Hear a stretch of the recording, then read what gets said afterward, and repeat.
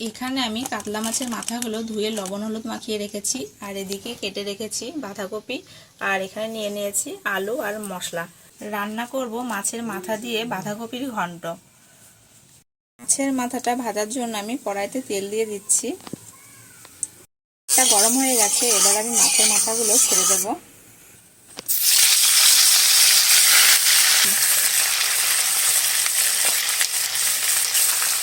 মাছের মাথাগুলো খুব ভালোভাবে ভাজা হয়ে গেছে, এবার আমি তুলে নেব।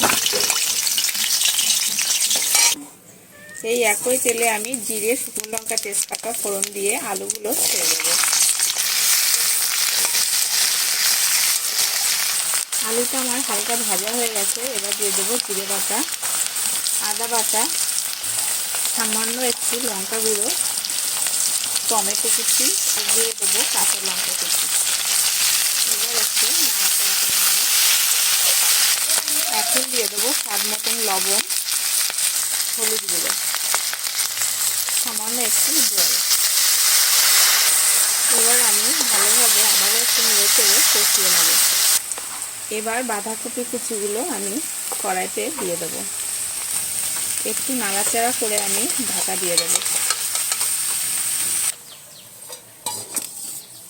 আমি ঢাকনাটা উঠিয়ে নেব। একটু নাড়াচাড়া করে এবার আমি মাছের মাথাগুলো দিয়ে দেবো। মাছের মাথাগুলো দেওয়া হয়ে গেছে, আবারও আমি একটু নাড়াচাড়া করে দেবো, দিয়ে আমি আবারও একটু ঢেকে দেবো। নামানোর আগে চিনি আর একটু গরম মশলা দিয়ে নাড়িয়ে চাড়িয়ে নামিয়ে নেব। দিয়ে বাঁধাকপির রেসিপিটি তোমাদের কেমন লাগলো কমেন্ট করে জানিও। ভালো লাগলে লাইক, শেয়ার, সাবস্ক্রাইব করে এই চ্যানেলটির পাশে থেকো।